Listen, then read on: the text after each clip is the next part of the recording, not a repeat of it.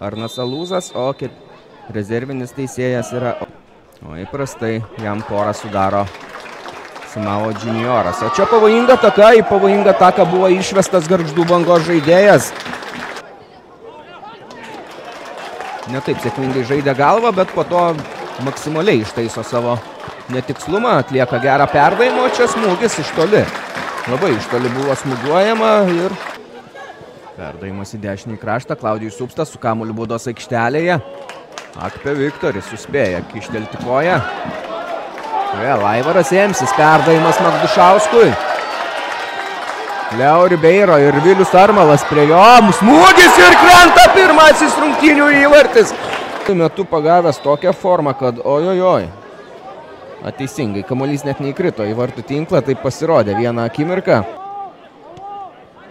Karlosas Diukas smūgiuoja. Ojojojojoj, kokios progos čia. Pavojingas buvo Diuko smūgis, Bertašius kamuolį atrėmė, jis atšoko Abdelui. Klaudijus Supstas prieš Pijus Rebalių.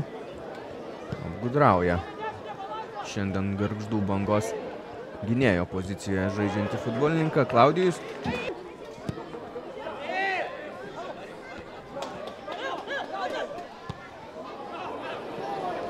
Karlosas Diukas, prieš jį Antužis. Kordeiro. Jo perdavimas blokuojamas, vyksta kova baudos aikštelėje. Ir dvikova laimi Gargždų Banga, smūgiuojama į link vartų. Čia ne iš karto pavyksta sugauti kamuolio Vincentui Šarkauskui, bet pakartojimas dar kartą. Matas Ramanauskas iš baudos aikštelės prieigų maždaug iš 16 galbūt metrų, pavojinga ta zona ir ji buvo palikta šioje situacijoje visiškai laisva. Pralaimėtų rungtynių. O Jose Mourinho pasakė, kad... Ojojojojojoj! Krenta įvartis. Ir čia džiaugiasi 11-asis Hegelman komandos numeris Kaderas Endžoja Abdelas. Ir jis dabar kyla į pirmąją rezultatyviausių žaidėjų vietą. 10-asis įvartis jo sąskaitoje ir toje pirmoje vietoje atsiduria kartu su Milanu Džokičium. Perdavimą į baudos aikštelę. Leo Ribeiro tą ir daro. Kamuolys atšoka. Karlosas Diukas, labai stiprus smūgis.